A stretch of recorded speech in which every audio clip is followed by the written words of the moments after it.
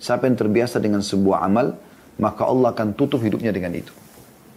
Artinya, kalau Anda mau tahu orang ini husnul khatimah atau tidak, lihat beberapa hari sebelum dia meninggal.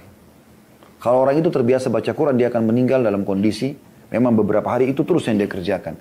Atau puasa, atau sedekah, atau hadir majelis ilmu, atau berjihad, atau apa saja. Dan kalau orang itu terbiasa dengan satu perbuatan, walaupun dia selama hidupnya kelihatan dia seperti orang yang baik, ternyata beberapa hari sebelum dia meninggal, dia mabuk-mabukan, dia berzina, maka berarti itulah dia. Orang itu di situ tolong ukur husnul khatimah atau su'ul khatimah. Allahu Rabbi wal Islamu dini wa Muhammadan Rasulullah. Assalamualaikum warahmatullahi wabarakatuh. Alhamdulillah, selalu saja lisan kita memuji Sang Pencipta Allah yang kita yakini la ilaha illallah, la ma'budu bihaqqin illallah. Tidak ada Tuhan, pencipta, pemilik, penguasa di langit dan di bumi kecuali Allah. Dan dengan memujinya, kita yakin kita sedang berhubungan langsung dengannya dan dia telah menjadikan kalimat alhamdulillah sebagai kalimat syukur atau bersyukur kepadanya yang dengan kalimat ini segala kebutuhan kita akan dipenuhi olehnya dan kalaupun sudah ada kebutuhan tersebut maka ia akan menambahkannya. Sebagaimana jelas dalam firman-Nya dalam surah Ibrahim, A'udzu billahi minasyaitonir rajim, la in syakartum la azidannakum. Kalau kalian bersyukur maka pasti aku akan tambah, wala in kafartum inna adzabi lasyadid. Dan kalau kalian kufur sungguh azabku sangat pedih. Juga selanjutnya kita panjatkan salam hormat kita kepada utusan Allah Subhanahu wa taala, manusia yang telah disempurnakan jalur nasabnya, fisiknya, ilmunya dan sebaik-baik suri tauladan. Siapapun yang mencontohi manusia terbaik ini, maka dia akan bahagia sebagaimana bahagianya manusia terbaik ini, baik urusan dunia atau selama dunia dan juga di akhirat nantinya insyaallah. Dan juga mengucapkan salam hormat kepadanya ini selain perintah Allah Subhanahu wa taala untuk membalas jasa beliau yang sangat luar biasa. Karena dengan jasa beliau lah kita bisa mengenal Tuhan kita Allah, kita bisa mengenal syariat Allah Subhanahu wa taala, maka jadilah seorang muslim yang selalu membacakan salawat dan taslim kepada Nabi besar Muhammad sallallahu alaihi wa ala alihi wa sahbihi wasallam. Saudaraku seiman, semoga Allah Subhanahu wa taala memberkahi sisa umur kita dan menjadikan kita orang-orang yang selalu istiqamah di atas agama Allah Subhanahu wa taala. Kita menjadi orang yang selalu sibuk beribadah kepada Allah Subhanahu wa taala dan meninggalkan kelalaian-kelalaian yang selama ini kita selalu terlalaikan olehnya karena memang lemahnya iman atau kurangnya ilmu.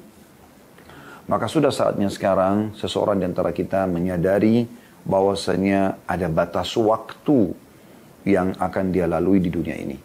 Siapapun Anda, sehebat apapun ya karir-karir Anda, apakah itu karir secara fisik karena berotot, sehat, selalu menjaga makanan, minuman yang bersih, yang berkualitas, atau Anda memiliki prestasi dunia, bertumpuk ijazah dan penghargaan Anda bukan hanya sekedar S1, S2, bahkan Anda sudah sampai pada tingkat S3 atau profesor, atau mungkin ada jenjang yang lain yang Anda bisa dapatkan keterampilan-keterampilan karena kursus-kursus yang Anda ikutin, atau misalnya prestasi yang lainnya Anda memiliki pasangan, memiliki keturunan, atau yang lainnya Anda memiliki harta yang melimpah, segala macam jenis kendaraan, tinggal di sebuah komplek perumahan yang mewah, dan seterusnya.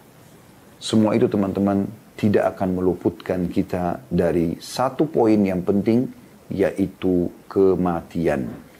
Dan judul kita pada siang ini semoga Allah berkahi, mati sebuah fakta yang terlupakan. Saudaraku seiman, kita harus menyadari dulu bahwasanya mungkin tema ini bukan tema yang baru. Selain kami sudah sering membahasnya, juga mungkin para ustadz-ustadz, para kiai, para masyayikh, ulama-ulama kita sudah membahas masalah kematian, tidak asing. Dan Anda pun tahu itu, ya, masalah kematian. Lalu kenapa kita mengulangi tema ini? Karena kita ingin menjalankan sabda Nabi Sallallahu Alaihi Wasallam. Hadis yang masyhur sekali, dan hadis ini memang perintah Nabi Sallallahu Alaihi Wasallam untuk memperbanyak mengingat kematian itu. Sabda beliau yang masyhur, dan hadis ini hadis yang diriwayatkan Ibnu Hibban dan Al-Baihaqi dan dihasankan oleh Syekh Albani, yang berbunyi, kata Nabi SAW, "Akthiru dzikra hadhimil ladzati fa innahu ma dzakarahu ahadun fi diqin minal 'aishi illa wasi'ahu wala fi sa'atin illa dayyaqahu alaihi. Artinya perbanyak, kata Nabi SAW. Jadi beliau sendiri memang memerintahkan umatnya akthiru, perbanyak. Sering sampaikan ceramah-ceramah wahai para da'i tentang kematian. Seringlah wahai umat Islam mendengarkan dari para da'i dan para ulama tentang kematian. Seringlah baca buku, seringlah lihat fakta tentang kematian, seringlah ziarah kubur, lihat kuburan tersebut. Kalau ada keluarga yang meninggal, datang, lihat bagaimana dia yang tadinya sempat berbicara dengan kita, dia juga manusia biasa seperti kita, punya mata, punya telinga, punya angan-angan, punya segala macam suka duka kehidupan, sekarang sudah tergeletak dan tidak bisa lagi berbuat apa-apa, dia tinggal turut untuk dibungkus dengan kain kafan, kemudian dibawa, disolati lalu dibawa ke kuburan, dan setelah itu sudah selesai urusannya dengan rumahnya, dengan sepatunya, dengan pakaiannya, dengan kendaraannya, dengan keluarganya, dia sudah tertutup. Orang akan mengenang dia sehari, 2 hari, 3 hari, seminggu, sebulan setelah itu. Apalagi kalau kita sudah bicara regenerasi. Sekarang teman-teman yang mengikuti acara kita ini, saya tanya, apakah Anda pernah mengenang kakeknya kakek Anda? Ya, kakeknya kakek Anda. Neneknya nenek Anda misalnya. Atau kakeknya ayah kita saja. Atau neneknya ayah kita. Atau kakek ibu, nenek ibu. Mungkin Anda tidak mengenang. Karena mungkin Anda tidak hidup bersama dia. Dia sudah meninggal sebelum Anda datang. Yang mengenang dia siapa? Mungkin anaknya di bawah dia. Kalau sudah cucunya mungkin. Tapi sudah lebih kecil persentasenya. Di bawah lagi kayak kita. Itu sudah mungkin. Sudah melupakan. Karena memang kita tidak pernah interaksi sama, kita tidak tahu orangnya siapa. Mungkin pun kalau ada foto, mungkin kita cuma lihat fotonya saja. Dan kebanyakan zaman dulu yang meninggal, mungkin belum ada foto bahkan, gitu kan. Kita cuma tahu, oh kalaupun disebut namanya, oh ada kakek namanya si Fulan. Sebatas itu saja. Ini kalau kita bicara ke atas, artinya apa? Makin ke dalam generasi ini, makin lahir generasi, kita pun begitu nanti. Kalau kita di posisi kakeknya, kakek dari cucu kita yang kesekian itu, kita sudah tidak dikenang lagi. Kecuali Anda memang memiliki amal-amal saleh, Anda memiliki buku yang memang bermanfaat bagi umat, amal jariah, Anda punya pesantren, Anda punya masjid, Anda punya sesuatu mungkin yang mungkin bisa membuat orang mengingat itu. Tapi kalau setelah itu sudah tidak lagi. Jadi teman-teman sekalian, kita akan dikenang oleh orang-orang sebatas beberapa waktu. Setelah itu selesai. Ya. Kecuali sekali lagi saya katakan tadi, Anda punya amal-amal saleh, amal jariah yang memang bisa itu membuat orang jadi ingat Anda, gitu kan? Bukan di sini maksudnya ingat ini supaya kita menjadi riya, karena sudah tidak ada riya orang yang mati. Tapi maksudnya begitulah kehidupan dunia ini, hanya sebentar. Semua yang selama ini Anda banggakan, rambut yang indah, paras wajah yang mulus, kulit yang putih bersih misalnya, badan yang kekar, badan yang indah langsing kalau wanita, berbentuk dan segala macam kalir. Ini hanya sekedar kehidupan dunia. Kalau Anda meninggal, hari ini Anda berinteraksi, keluar dari rumah Anda tabrakan, Anda tidur tiba-tiba sudah tidak bangun lagi, tiba-tiba Anda kena jantung, tiba-tiba dan seterusnya, maka Anda akan meninggal dunia. Setelah itu, semua itu akan menjadi warisan semua. Nggak ada lagi udah. Dan orang hanya mengenang, oh ini bajunya si Fulan. Istri Anda, suami Anda menangis hari pertama, hari kedua, seminggu, sebulan, setahun. Setelah itu, akan meredah kan persentasenya. Gitu kan. Dan betul yang Nabi SAW bahasakan. Kalau orang meninggal dunia, maka akan ikut ke kuburan bersamanya 3. Keluarganya, hartanya, dan amalnya. Serta akan pulang 2. Ya, akan pulang 2. Yang pulang adalah keluarganya. Secinta apapun istri Anda kepada Anda, suami Anda kepada Anda, orang tua Anda kepada Anda, ya, anak Anda kepada Anda, sahabat Anda kepada Anda, tetap mereka paling lama setengah jam. Kalau ada yang mau lama pun 1 jam mungkin di kuburan selesai, tapi nggak bakal mungkin nginap. Gak ada lagi istri kita mau tidur di sebelah kita, masuk ke liang lahat, gak ada. Suami mau tidur, gak ada. Anak mau tidur sama orang, gak ada. Mereka pulang. Itu sudah sunnatullah, sistem yang sudah Allah buat. Gak bisa keluar dari itu. Ya. Jadi akan pulang mereka. Istri kita bisa menikah sama orang lain, suami kita bisa menikah sama orang lain, anak-anak sibuk dengan kegiatannya, sahabat juga kembali kepada aktivitasnya, dan seterusnya. Yang kedua, harta. mobil Anda Ferrari, Alphard, mobil apa saja yang mewah-mewah, semuanya hanya akan ya sampai di depan pagar kuburan. Selesai. Habis itu dibawa pulang jadi warisan. Nggak ada mobil orang masuk ke liang lahat dimasukkan ke dalam. Apa juga fungsinya? Nggak berfungsi. Ya. Dan tinggal yang ketiga kata Nabi SAW amalnya. Sholat, puasa, zakat, sedekah, zikir, berdoa, silaturahim keluarga, jenguk orang sakit, ya, jihad, menuntut ilmu dan seterusnya. Nah ini yang tinggal bersama kita nih, yang selama ini kita jadikan ini ya, hal yang disepelekan. Sholat asal jadi, puasa kapan ada kesempatan, sedekah perhitungannya luar biasa. Padahal semuanya itu yang dia butuhkan. Ya. Jadi perlu teman-teman sekalian kita membahas tema seperti ini. Bukan untuk menakut-nakuti, tapi memang dia fakta yang banyak terlupakan oleh orang. Perhatikan, kalau Anda mengatakan lalu apa manfaatnya Ustaz? Kita menyebut kematian nanti kan kita jadi takut. Ini yang Nabi SAW sebutkan. Perbanyak ya mengingat pemutus kelezatan atau kematian. Bisa kelezatan dunia ya. Karena jika seseorang mengingatnya saat kehidupannya sempit, dia lagi susah, lagi ada musibah, lagi ada cobaan. Kalau dia ingat mati, apa yang terjadi? Maka ia akan merasa lapang. Oh, saya toh juga akan mati.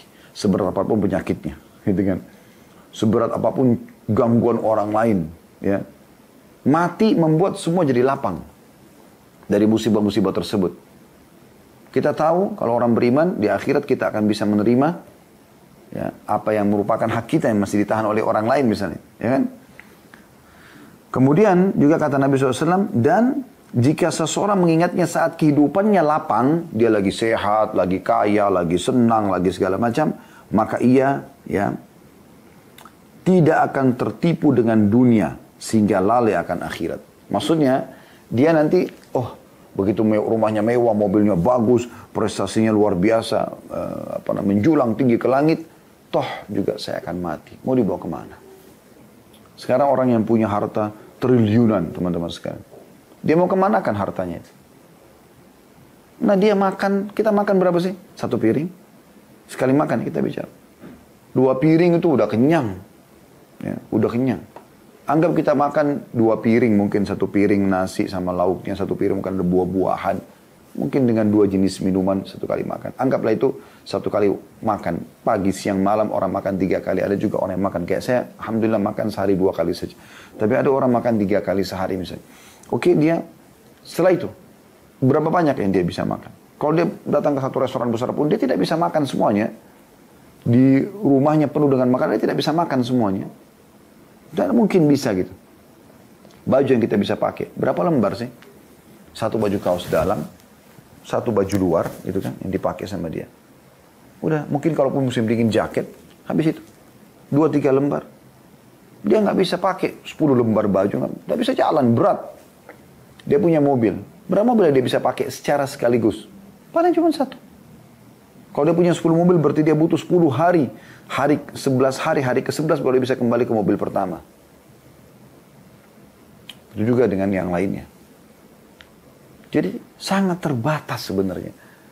Jadi Allah Subhanahu wa ta'ala sudah membuat itu di depan mata kita, teman-teman sekalian, agar kita menyadari tentang masalah ini. Ya. Jadi membahas tentang masalah kematian bukan menakut-nakuti, tapi memang dia sebuah solusi dari permasalahan, salah satunya ya, solusi dari permasalahan. Kalau kita sedang lagi sedih, kita akan terhibur dengan mengingat kematian, toh saya juga akan mati. Kalau sedang lapang, kita jadi tidak terlalaikan, kita jadi ingat, oh ini hati-hati, jangan sampai kita jadi lupa. Talha bin Ubaidillah radhiyallahu anhu, sahabat Nabi yang mulia terkenal dengan Talha al-Khair, Talha al-Jud, ya. Talha yang sangat dermawan, yang sangat baik, suka sekali bersedekah. Satu kali pernah kedatangan rezeki, banyak sekali, mas dia gelisah, nggak bisa tidur. Maka istrinya tanya, kenapa wahai suamiku? Ada apa? Adakah kesalahan yang saya lakukan? Atau saya sama anak-anak lakukan? Ya, dia bahasakan kami lakukan. Kata Talha, tidak sama sekali. Kau sebaik-baik istri. Maksudnya kau tuh setia, kau baik, kau selalu berusaha untuk menghibur suami. Jadi wanita yang memang mengejar akhirat dari suami. Namun ada sesuatu yang mengganggu aku berhubungan dengan hubunganku sama Tuhanku. Kata istrinya, apa? Dia bilang, harta yang datang kemarin ini, penuh sekali harta datang kepada kita. Tidak seperti biasanya seperti ini. Dan ini membuat aku jadi takut dihisab sama Allah. Istrinya yang salihah, yang menyadari juga akan ada hari pulang kepada Allah, dia mengatakan apa? Wahai suamiku, kenapa engkau jadi beban pikiran? Udah enggak usah pikirkan. Berikan kepada kaum kerabatmu. Dalam riwayat lain, bagikan saja kepada kaum muslimin yang butuh. Maka tanpa menunda, Talha pun memanggil kaumnya, kemudian membagikan. Dan istrinya sempat tanya pelayannya, berapa yang dia bagikan? Kata pelayannya, 400.000 dirham. Miliaran uang dihabiskan. Dia tidak mau uang itu menjadi beban buat dia. Dan sementara dia masih punya peluang untuk melakukan kegiatan-kegiatan kebaikan. Ya. Dan ini luar biasa. Gitu. Dan ini teman-teman sekalian, banyak sekali dalil-dalil yang menjelaskan kepada kita tentang masalah pastinya mati itu datang. Ya. Kita coba renungi dulu sama-sama ayat-ayat Al-Quran ini. Ya.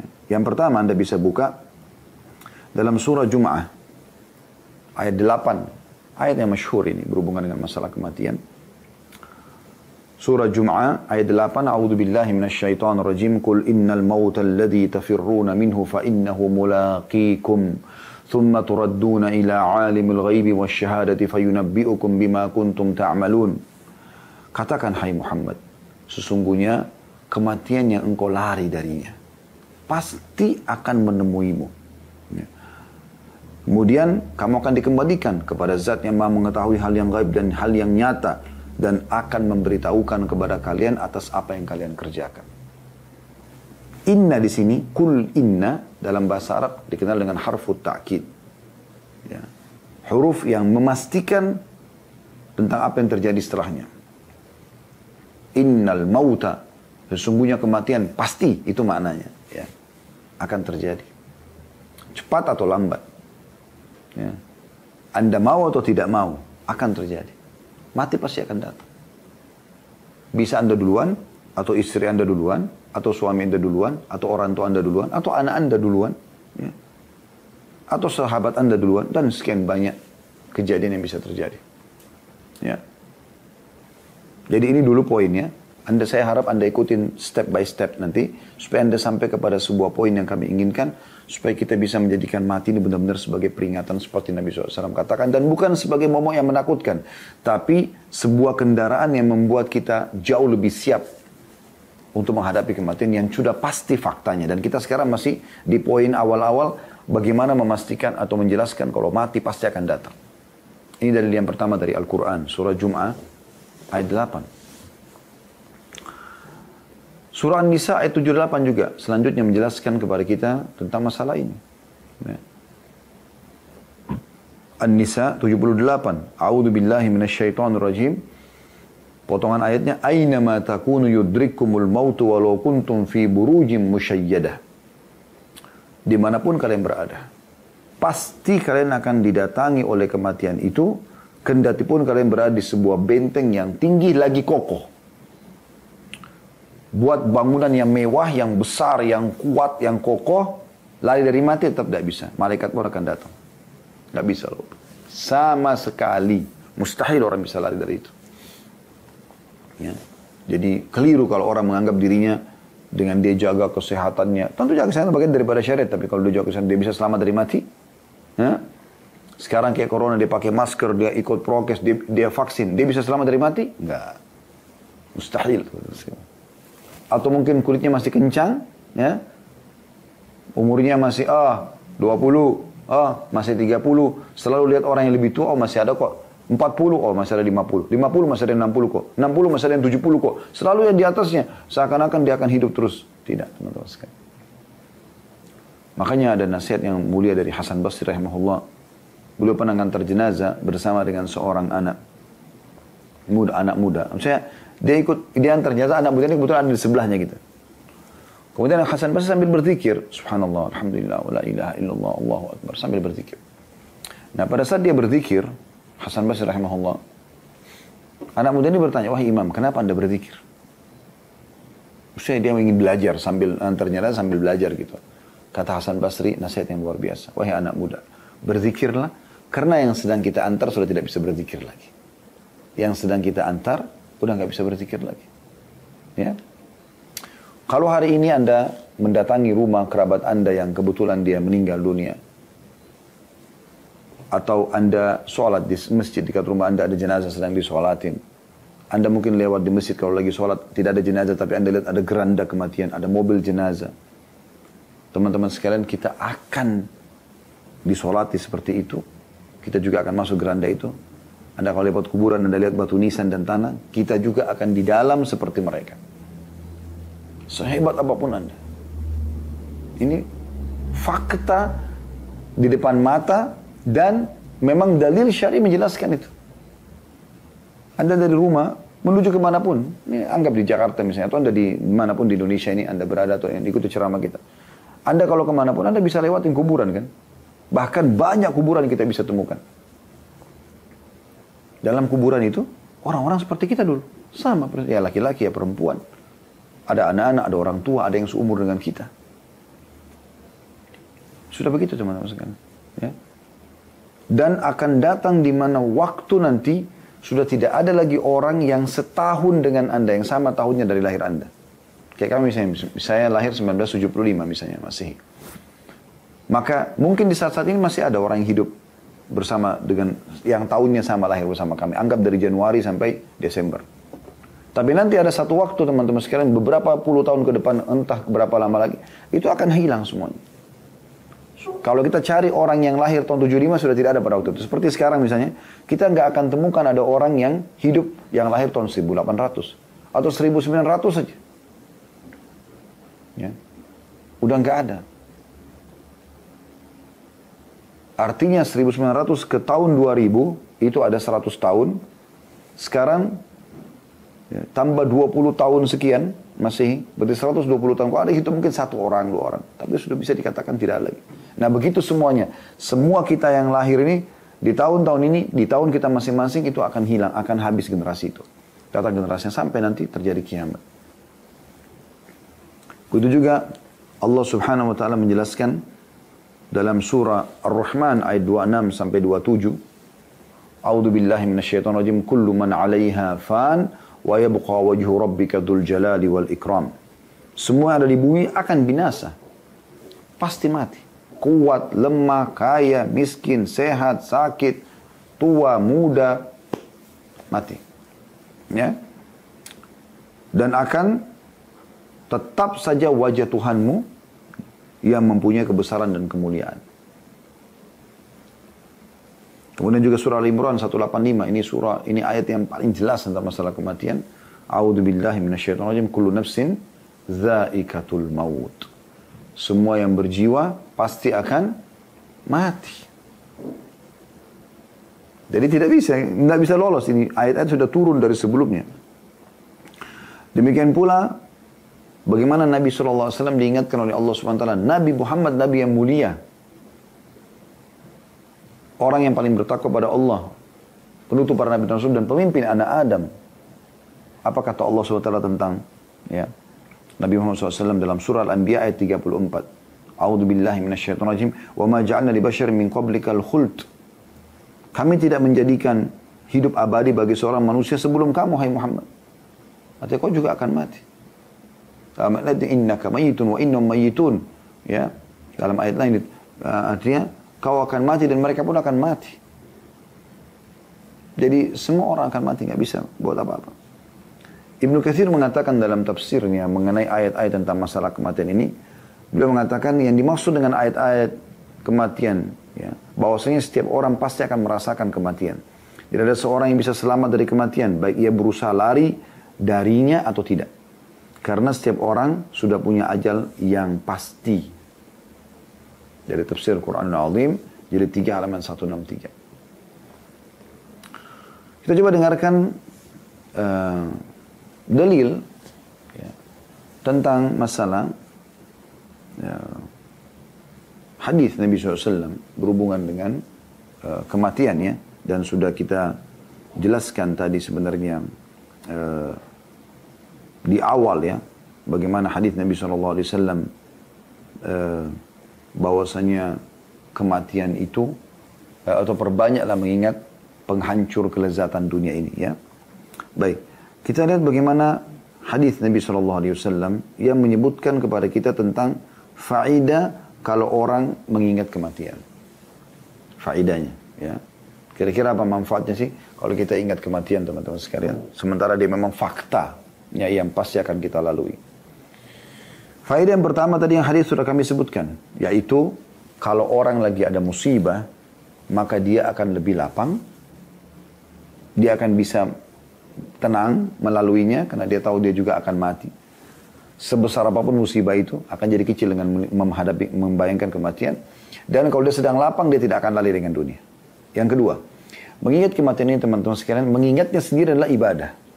Jadi kalau anda ingat kematian, ini ibadah. Ini sendiri sudah ibadah. Karena Nabi SAW mengatakan kan tadi, akthiru ya, zikir hadim al-ladzat. Perbanyak mengingat penghancur kematian. Berarti kalau kita lakukan karena ini perintah Nabi SAW, ibadah. Ingat ini kematian, ibadah. Ya. Bagaimana Rabi' ibn Haytham rahimahullah, seorang ulama tabi'in, beliau membuat liang lahat di belakang rumahnya, kemudian beliau masuk. Di malam hari, sambil beliau membaca firman Allah SWT, Rabbi rji'un, la'alli a'malu salihan fima tarakt. Ya. Ya Allah, kembalikan aku. Semoga saja aku bisa mengerjakan ya, apa amal soleh dulu yang aku tinggalkan. Ini dari surah Al-Mu'minun ayat 99 sampai ayat 100. Beliau coba ya, terus mengulangi ayat ini sambil mengatakan ya, wahai Robi, dia panggil dirinya, wahai Robi, mungkinkah engkau kembali jika engkau telah mati? Maka beramallah. Ya. Begitu luar biasanya mereka melakukan perbuatan tersebut.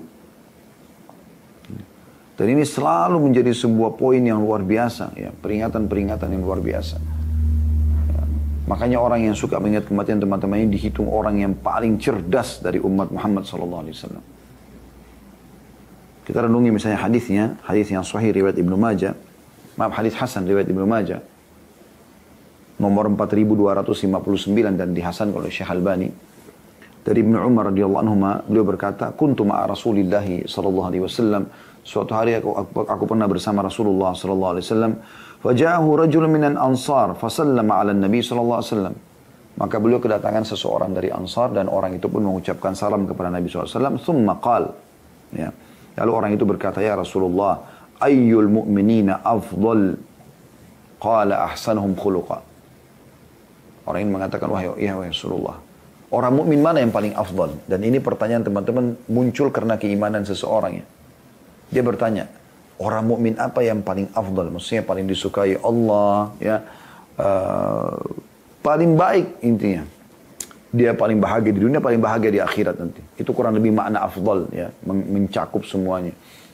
Maka kata Nabi SAW, orang mukmin, dia sudah mukmin dan paling baik akhlaknya, santun, ramah, dermawan, pemaaf, semua. Maka itu yang paling afdal udah. Di dunia dia aman, pahalanya banyak, orang suka, Allah ridho sama dia, di akhirat dia juga akan mendapatkan derajat yang tinggi di surga. Ya. Sampai kata Nabi SAW dalam hadis lain, menguatkan ini, sesungguhnya orang-orang yang memiliki akhlak yang mulia, itu akan mencapai derajat orang yang sholat dan puasa, gitu kan. Walaupun sebenarnya amal mereka tidak sama. Secara kuantitas ya. Kemudian orang itu bertanya lagi, qala fa'ayyul mu'minina akyas. Lalu orang mukmin mana yang paling cerdas? Sebenarnya pertanyaan tadi yang pertama sudah cukup ya teman-teman. Tapi sahabat ini luar biasa. Orang Ansar ini cerdas sekali dia. Dia bukan cuma mengatakan orang mukmin mana yang paling afdal, sudah cukup. Ya orang yang paling baik akhlaknya. Tapi dia ingin lebih jauh lagi. Kalau begitu ya Rasulullah, baik. Kita sudah beriman. Seakan-akan beliau ingin mengatakan itu. Lalu siapa di antara kami yang beriman ini yang paling cerdas? Menurut perhitungan anda atau pendapat anda ya Rasulullah. Qala, maka Nabi SAW ingatkan. Ini saksi bahasan kita. Aktsaruhum lil mauti dzikra, orang yang paling banyak mengingat kematian, wa ahsanuhum lima ba'dahu isti'dadan ulaikal akyas. Yang paling banyak punya persiapan untuk kematian itu, ya, maka mereka adalah orang yang paling cerdas. Jadi dua hal yang Nabi SAW sebutkan. Yang paling cerdas ini, anda mau nilai cerdasnya orang, ini cerdas yang menurut Nabi SAW. Yaitu orang yang selalu ingat mati. Ya. Bukan menakuti dirinya. Tapi dia tahu dia akan mati. Maka selalu uangnya dia sedekahkan, selalu dia tidak mau ketinggalan sholat, selalu dia berpuasa pada saat kesempatan, selalu baca Quran, selalu bakti sama orang tua, selalu berbuat baik terus. Karena dia tahu dia bisa mati setiap saat dan dia selalu meninggalkan dosa. Karena mengingat kematian. Dan yang paling banyak punya persiapan setelah kematian itu. Rugi teman-teman sekalian kita kalau meninggal nanti di akhirat. Lalu kita pernah meninggalkan sekali sujud, sekali sedekah, beberapa ayat Al-Quran, doa yang kita luputkan, bakti orang tua, dan seterusnya. Nyesal nanti di akhirat. Kenapa kita nggak lakukan kebaikan itu? Dan jangan tunggu penyesalan itu datang. Bersyukurlah teman-teman sekalian kita sebagai orang yang beriman kepada Allah Subhanahu wa taala ini diberikan bocorannya. Anda sekarang mendengarkan apa yang kami sampaikan ini sebenarnya sudah mendapat bocorannya.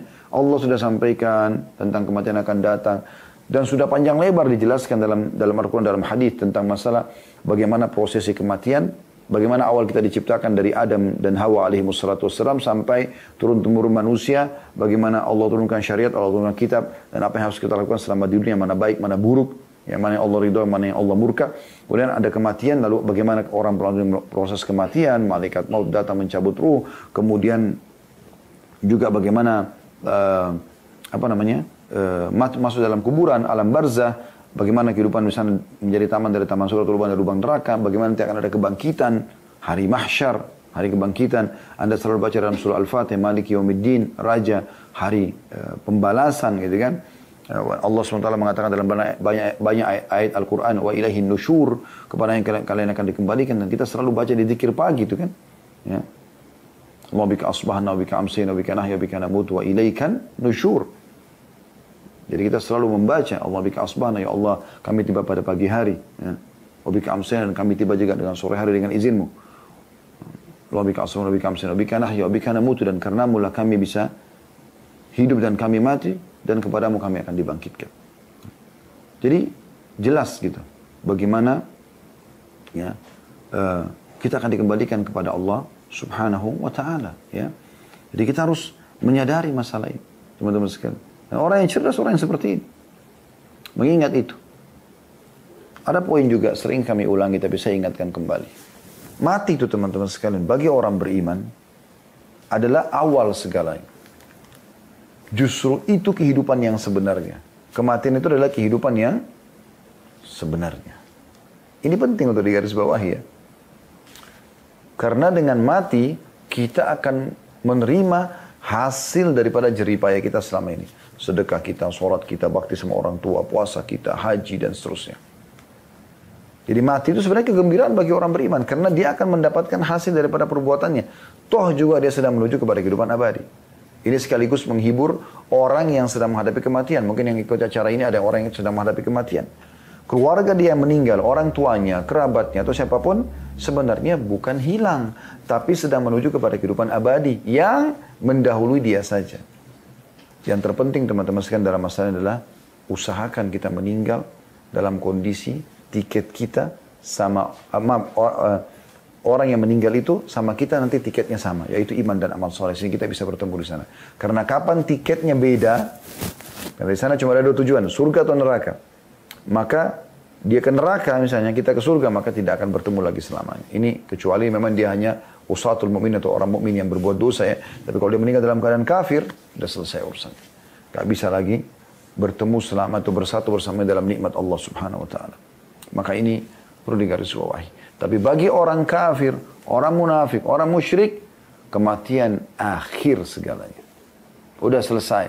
Kalau dia meninggal dalam keadaan kafir, teman-teman sekalian, sudah tidak ada lagi. La haula wa la quwata illa billah. Tidak ada dan kekuatan kecuali milik Allah. Karena mereka pasti akan menuju ke neraka. Dan sifatnya yang menakutkan adalah Allah menyebutkan tentang neraka. Khalidina fiha. Kekal selamanya di situ. Tidak akan pernah bisa keluar. Ya. Baik, kita lanjutkan teman-teman sekalian. Jadi kita sudah jelaskan tadi ada 2 poin berhubungan dengan masalah kalau seandainya seseorang itu mengingat kematian. Jadi yang pertama dia mendapatkan manfaat. Ya. Kalau dia lagi ada musibah maka dia akan lebih ringan. Kalau dia sedang lapang maka pastinya dia juga akan tidak terlalaikan dengan urusan dunia itu.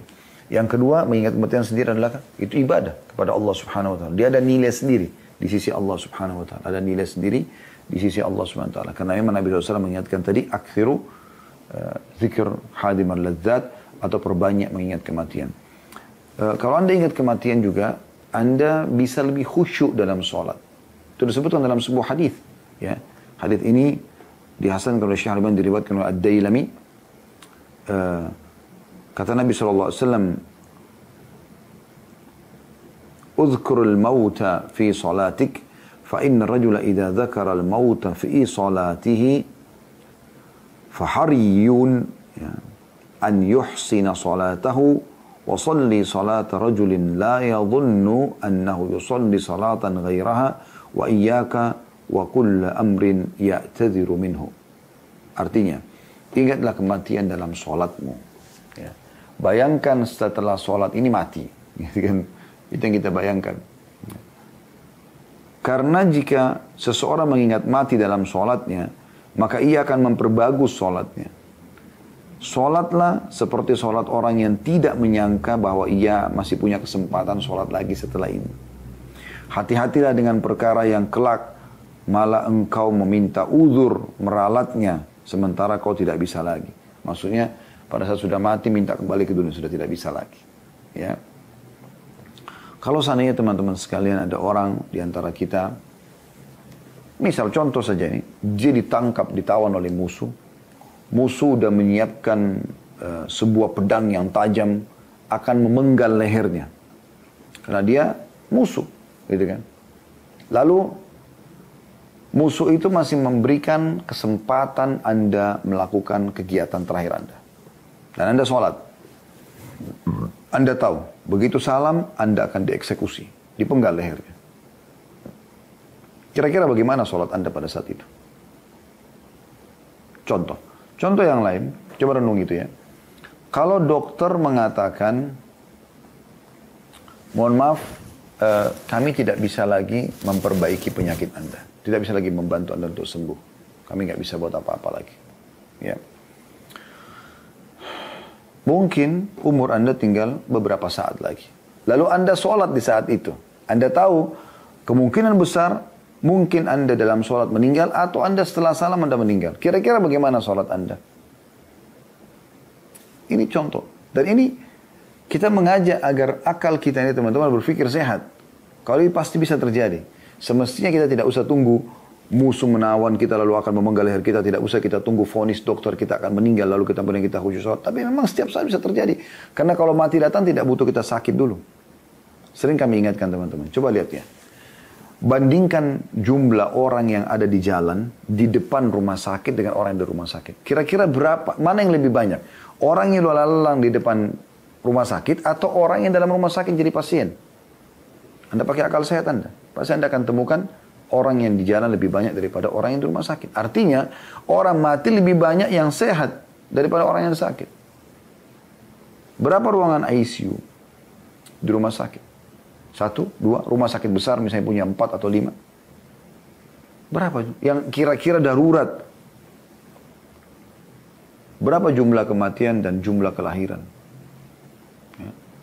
Jadi sebenarnya orang yang mati dalam keadaan masuk rumah sakit ICU atau orang yang tabrakan atau orang yang kena penyakit kronis ya atau orang yang sudah tua, ini dihitung jari, artinya ada.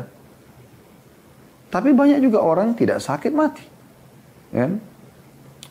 Belum tua juga mati. Dan seterusnya. Itu faktanya. Ya. Makanya judul kita ini fakta teman-teman sekalian. Jangan dianggap, oh enggak kok. Ini selalu enggak kok, belum kok. Dan seterusnya. Padahal sebenarnya sudah depan mata. Gitu ya. Makanya sebuah syair yang menarik dari seorang penyair Arab mengatakan, Ya bena Adam, ila mata anta fi lahwin wa la'ibin wal mautu ka nahwaka fatihan fahu. Wahai anak Adam, sampai kapan kau mau lalai sementara kematian depan matamu sudah membuka mulutnya dan akan menerkammu? Sampai kapan kita mau jadi orang jahat, pendusta, penipu, penggibah, pemfitnah, ya, manipulasi data, apalah segala macam? Sampai kapan? Sampai kapan ini? Sementara itu membuat Allah murka, Allah catat sebagai dosa, dan Allah pun juga manusia tidak suka sama kita. Percaya teman-teman sekalian, manusia tidak suka dengan kita. dengan perbuatan itu, manusia tidak suka. Ya. Sampai kapan kita mau lakukan semua itu? Teman-teman sekalian, ada hal juga yang penting yang harus kita garis bawahi setelah mengetahui tadi poin-poin yang kami sampaikan itu. Tentang bagaimana kita mati yang baik. Ya. Toh kita pasti akan mati kan, sudah jelas dari dalilnya sekarang. Bagaimana kita mati yang baik, yang dikenal dengan husnul khatimah. Bagaimana juga kita bisa mengetahui kerabat kita atau orang depan mata kita meninggal dalam keadaan baik. Dan bagaimana kita bisa tahu kalau dia meninggal bukan dalam keadaan baik. Tentu kita dahulukan diri kita lah. Kita berharap kitanya sendiri teman-teman sekalian mati dalam keadaan baik tentunya. Yang pertama yang dijelaskan dalam hadis Nabi alaihi salatu wassalam, ya, yaitu kalau dia sempat mengucapkan la ilaha illallah pada saat mau meninggal. Ini sudah jelas. Ya. Dan ini teman-teman sekalian tidak akan pernah terucapkan kecuali orang yang memang dasarnya selama hidupnya memang sering mengucapkan kalimat ini dan juga mengamalkan makna kalimat ini. Nah ini penting. Ya. Bukan cuma mengucapkan tapi mengamalkan isinya. La ilaha illallah artinya la ma'budu bihaqqin. Tidak ada Tuhan yang berhak disembah kecuali Allah. Betul-betul dia tidak menyembah selain Allah. Betul-betul tidak bergantung, tidak berdoa, tidak menyembelih kecuali karena untuk Allah Subhanahu wa taala. Karena untuk Allah. Hadits Nabi SAW riwayat Abu Daud dan disahihkan oleh Syekh Albani yang berbunyi, "Man kana akhiru kalami la ilaha illallah dakhala al-jannah." Siapa yang akhir kalimatnya la ilaha illallah maka dia akan masuk ke dalam surga. Maksudnya adalah orang yang Allah berikan taufik untuk mengucapkan ini. Walaupun anda hafal mati la ilaha illallah, kalau Allah tidak ingin anda sempat mengucapkan, anda tidak akan mengucapkannya. Maka ini tanda-tanda husnul khatimah. Ya. Oleh karena itu kita selalu diingatkan oleh Nabi SAW dalam banyak hadis, lakinu mautakum. Bantu orang yang mau meninggal baca la ilaha illallah. Bantu, bisikan di kupingnya. Walaupun dalam kondisi dia tidak sadar, coba ucapkan. Coba, siapa tahu subhanallah dia ucapkan, kita tidak pernah tahu. Gitu kan? Dengan itu dia bisa diselamatkan. Karena banyak orang, ya, secara zahir kelihatan orangnya baik. Ternyata Allah lebih tahu sifatnya. Dia jadi buruk, gitu kan? Meninggal dalam keadaan buruk. Jadi ini penting untuk digarisbawahi ya. Kemudian juga teman-teman sekalian yang perlu digarisbawahi adalah sebagaimana disebutkan oleh Imam Qurtubi ya, dalam buku beliau Tadhkirah, mengingat masalah kematian itu. Hadis yang beliau angkat, hadis yang diriwayatkan Tirmidzi, Ibnu Majah, An-Nasai, Ahmad. Hadis ini juga ya, dinyatakan sahih oleh Syekh Albani, di mana Nabi SAW bersabda, "Mautul mu'mini bi'irkil jabin." Bahwasanya kematian seorang mukmin dengan keringat di kening, ya. Di kening, jadi keluar keringatnya, ya. Imam Qurtubi menanggapi mengatakan bahwasanya Allah Subhanahu wa taala membuat ini terjadi pada orang beriman seakan-akan dia melaluinya dengan sedikit ada berat ya cobaan atau semacamnya ya. Itu untuk membersihkan sisa dosanya yang masih ada, sebagaimana kalau orang kafir meninggal umumnya semua seperti mudah ya. Tetapi itu Allah menghabiskan semua kebaikan dia supaya tidak ada lagi di akhirat kebaikannya. Maka ini dijelaskan juga di dalam hadis sahih yang. Yang ketiga tanda-tanda husnul khatimah. Meninggal di hari malam Jumat atau di hari Jumat.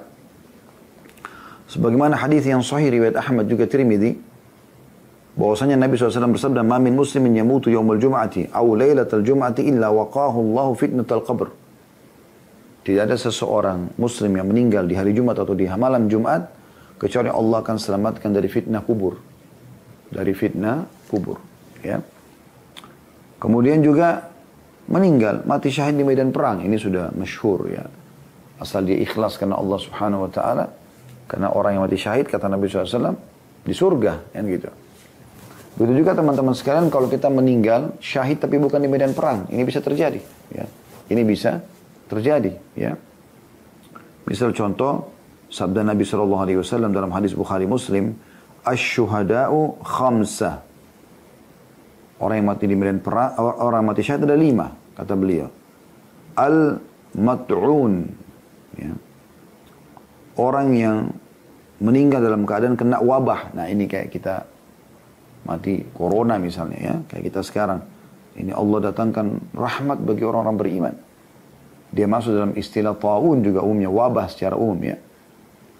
Maka Ibnu Hajar rahimahullah mengatakan, kalau ada orang yang hidup di satu wilayah yang sedang tertimpa wabah, walaupun dia tidak ya meninggal dengan wabah itu, maka dia akan mendapatkan pahala orang yang mati syahid.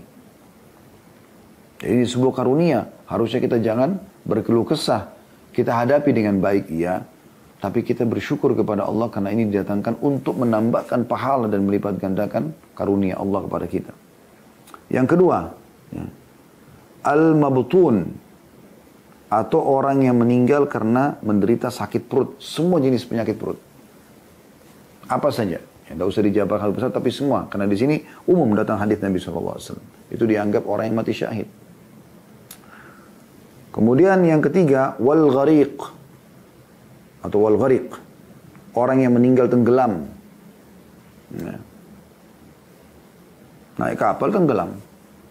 Pesawatnya jatuh tenggelam di laut. Dia meninggal di situ. Dan berapa sering kita dengarkan di Indonesia, Masya Allah, kayak Allah pilih mereka. Mereka bisa meninggal tenggelam. Tahu juga, walaupun di darat, di detik itu dia akan mati kan gitu. Kemudian yang keempat, wasahibul hadmi. Ya. Atau orang yang tertimpa runtuhan. Kemudian yang kelima, wasyahidu fisabilillah. Orang yang mati di medan perang. Ya. Mungkin Anda berpikir, kalau kita berharap Ustaz diberikan kematian begitu oleh Allah, kan kita juga takut. Runtuh bangunan, kepala kita pecah, hancur gitu kan. Atau kita kena penyakit perut dulu, kita kesakitan, kemudian kita mati. Ya. Atau tadi kena wabah dulu, kayak orang corona, nggak bisa bernapas, sesak nafas. Ya. Ayah kami pun rahimahullah meninggal tepat tahun lalu, Agustus seperti ini. 1 tahun yang lalu beliau meninggal kena corona.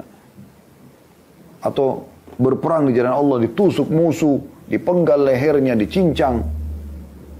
Sepertinya ada sesuatu yang membuat kita takut. Saya akan berikan jawabannya, supaya Anda tidak usah takut. Teman-teman sekalian. Mati itu hanya satu. Proses, ya. Maksudnya, kematian itu sendiri, satu saja. Yang dirasakan. Masalah prosesinya berbeda-beda, itu prosesinya saja.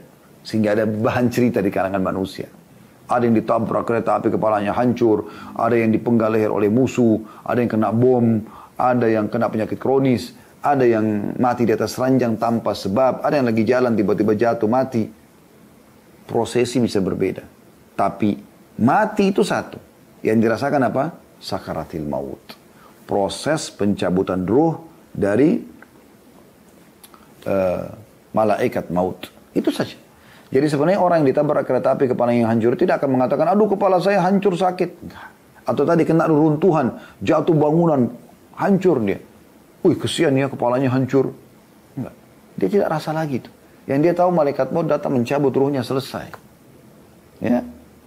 Itu perlu digarisbawahi. Begitu juga dengan orang yang ditusuk oleh musuh, dipenggal lehernya. Dia nggak rasa lagi itu. Karena itu hanya hitungan detik. Ya.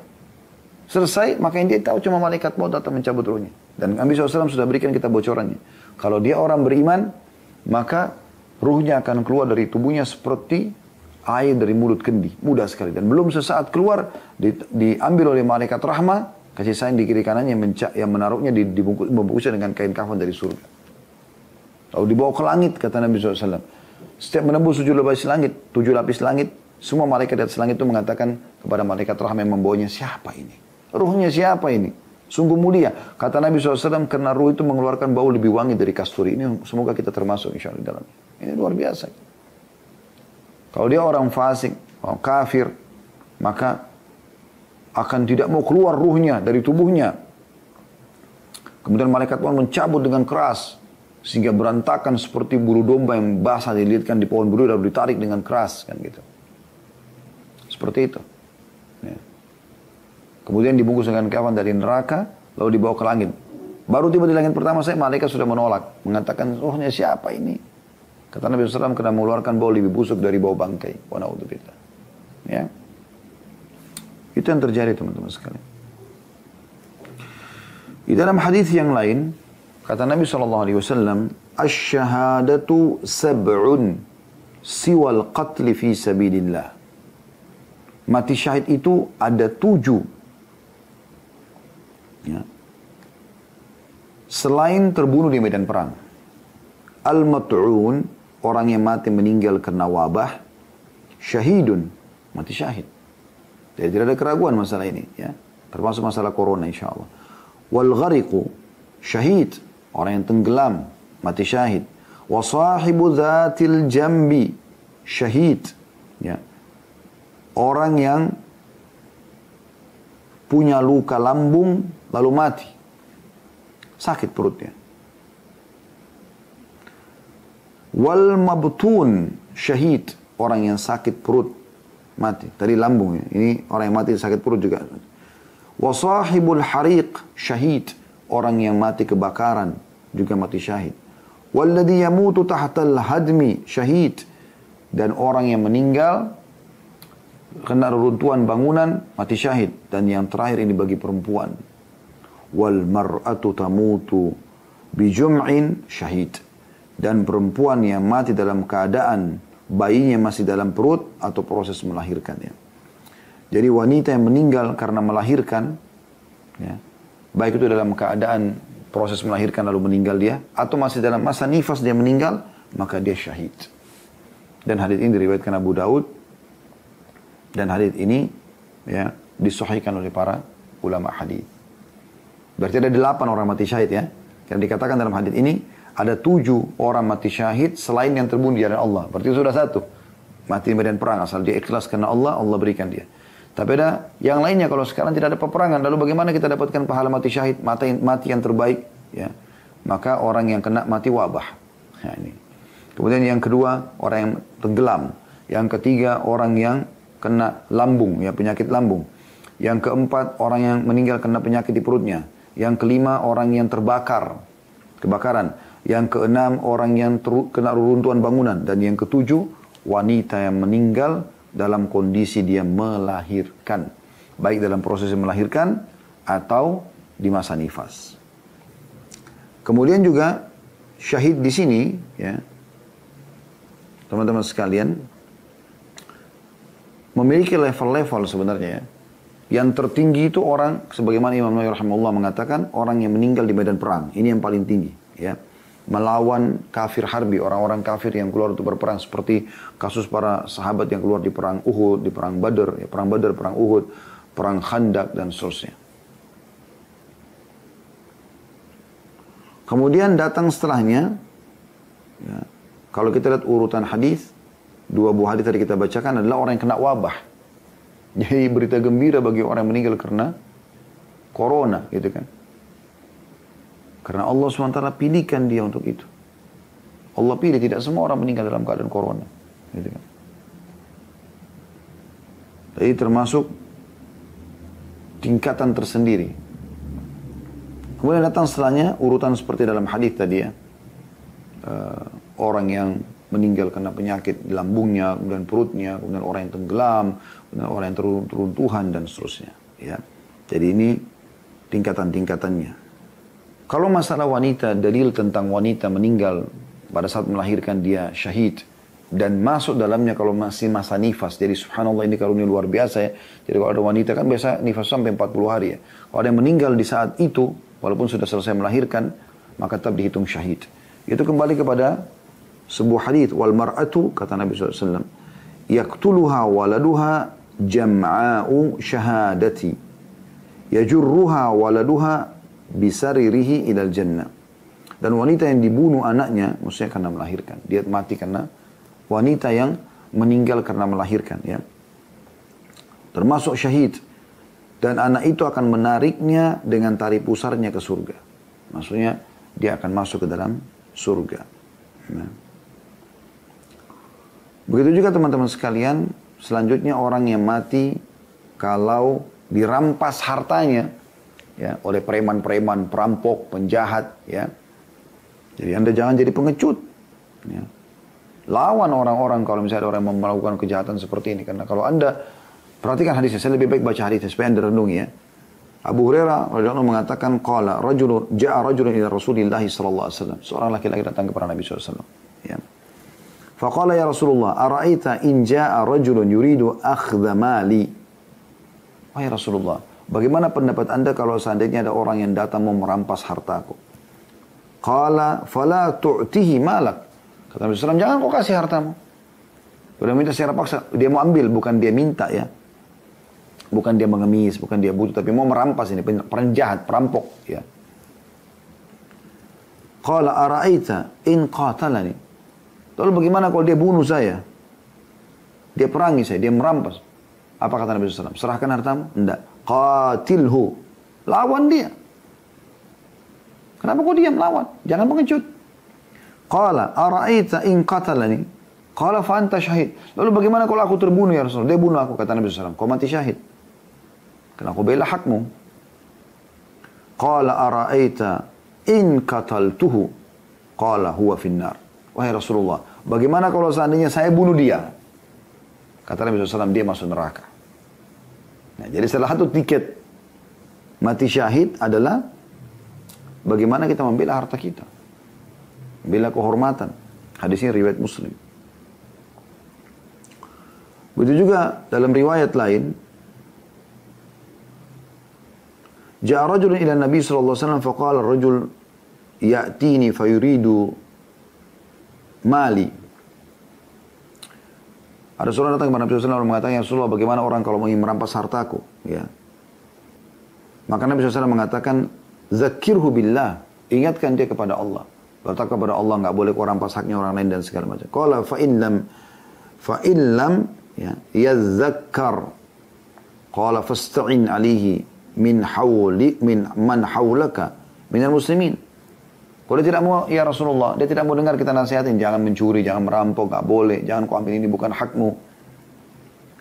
Dia itu nolak, kata Nabi SAW, minta tolong kau dari kaum muslimin yang ada di sekitarmu. Qala fa in lam yakun hawli ahadun minal muslimin.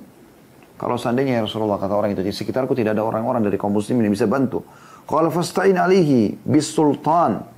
Minta tolong pada pemerintah, aparat. Qala fa in lam ya ayyu sultani anni. Kalau seandainya tidak ada pemerintah, pejabat atau aparat yang bisa membantuku ya Rasulullah. Qala qatil duna malik hatta takuna minasyuhada'il akhirati au tamna' malik. Kalau begitu perangi dia. Sehingga kalau kau terbunuh, kau pasti akan menjadi salah satu dari para syuhada ya, pada hari kiamat nanti. Atau kalau kau tidak terbunuh, kau bisa berhasil menyelamatkan hartamu. Hadis ini riwayat An-Nasai, Ahmad, dan hadis ini dinilai sahih. Begitu juga hadis yang masyhur, hadis riwayat Abu Daud, An-Nasai, dan hadis ini juga hadis sahih. Kata Nabi SAW, ya, man qutila duna mali fahuwa syahid. Siapa yang terbunuh karena membela hartanya, maka dia mati syahid. Wa man qutila duna ahlihi au duna mali au duna dini fahuwa syahid. Dan siapa yang terbunuh karena membela keluarganya, istri sama anaknya, bela suaminya, bela anaknya. Ya. Atau membela darahnya, karena dia lagi diserang, kalau dia tidak membela, tidak melawan, maka dia bisa terbunuh. Atau membela agamanya, maka dia mati syahid. Begitu juga teman-teman sekalian, orang yang mati syahid, orang yang dihidup mati syahid, orang yang meninggal di ribat. Ribat itu maksudnya mengikat diri di perbatasan antara muslimin dengan orang-orang kafir yang setiap saat mereka bisa menyerang ya kaum muslimin. Kata Nabi SAW, ribatu yaumin wa layla khairun min siyami syahrin wa qiyami. Min siyami syahrin wa qiyami. Ribat sehari semalam di jalan Allah itu lebih baik daripada puasa selama sebulan dan sholat malam sebulan. Wa in mata jara alaihi amaluhu alladhi kana ya'maluhu wa ujri alaihi rizquhu wa amina al-fattan. Dan apabila dia meninggal pada saat lagi ribat, ya, berjaga-jaga di perbatasan antara muslimin dengan orang kafir, maka pahala amalnya yang telah diperbuatnya akan terus mengalir dan akan diberi rezeki baginya Dan ini akan terjadi dari fitnah kubur. Hadis ini riwayat Muslim. Kemudian juga yang termasuk husnul khatimah teman-teman, meninggal dalam keadaan amal saleh. Sesuai dengan hadis Nabi SAW, man qala la ilaha illallah ibtigha'a wajhillahi khutima lahu biha dakhala al-jannah. Barang siapa yang mengucapkan la ilaha illallah karena wajah Allah, kemudian amal itu menjadi penutup baginya, maka ia masuk surga. Wa man shama yawma ibtigha'a wajhillahi khutima lahu biha dakhala al-jannah. Dan barang siapa yang berpuasa karena mencari wajah Allah, kemudian dia meninggal pada saat lagi puasa, maka dia akan masuk surga. Wa man tasaddaqa bi sadaqatin khutima lahu biha dakhala al-jannah. Dan siapa yang sedang bersedekah kemudian Allah matikan dia setelah itu, pada saat lagi sedekah, maka dengan itu dia bisa masuk ke dalam surga. Dan ini disebutkan oleh Syekh Al-Albani dan beliau mensahihkan dalam kitab Ahkamul Janaiz. Ya. Tentu ini jenis mati-mati yang baik, husnul khatimah ya. Dan cara kita mengetahui orang itu husnul khatimah atau tidak, jangan selalu menilai dari fisik.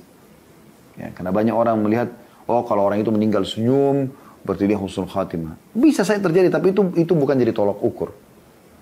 Karena Hamzah radhiyallahu anhu meninggal di Uhud, pada saat ditemukan jenazahnya, itu tidak dikenali wajahnya karena penuh dengan darah.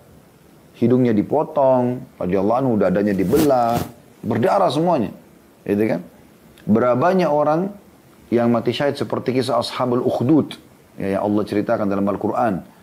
Orang yang rame-rame beriman pada Allah lalu dimasukkan ke dalam sebuah parit yang ada api. Mereka dibakar, hangus, ya, hancur fisiknya. Tapi mereka mati syahid. Berapa banyak orang yang di medan perang ditusuk badannya, dipotong tangannya dan seterusnya. Dihitung mati syahid. Ya. Tapi bisa saja mungkin ada orang lagi meninggal sujud kemudian pada saat diletakkan dia seperti senyum, wajahnya ceria. Iya bisa saja. Tapi kita pegang hadis Nabi SAW. Hadis ini mulia. Kata Nabi SAW, siapa yang terbiasa, maknanya langsungnya, siapa yang terbiasa dengan sebuah amal, maka Allah akan tutup hidupnya dengan itu. Artinya, kalau anda mau tahu orang ini husnul khatimah atau tidak, lihat beberapa hari sebelum dia meninggal. Kalau orang itu terbiasa baca Quran, dia akan meninggal dalam kondisi, memang beberapa hari itu terus yang dia kerjakan. Atau puasa, atau sedekah, atau hadir majelis ilmu, atau berjihad, atau apa saja. Dan kalau orang itu terbiasa dengan satu perbuatan, walaupun dia selama hidupnya kelihatan dia seperti orang yang baik, ternyata beberapa hari sebelum dia meninggal, dia mabuk-mabukan, dia berzina, maka berarti itulah dia. Orang itu di situ tolong ukur, husnul khatimah atau su'ul khatimah. Allahu a'lam. Baik teman-teman, kalau kita ingin bahas ini tentu panjang lebar ya, tentang masalah kematian. Dan karena sudah pukul 14 lewat 11 menit, maka kita cuma sampai sini bahasan kita. Intinya, semoga Allah subhanahu wa ta'ala, teman-teman sekalian, menjadikan kita orang-orang yang selalu istiqamah di jalan Allah subhanahu wa ta'ala, dan juga orang yang meninggal dalam keadaan husnul khatimah.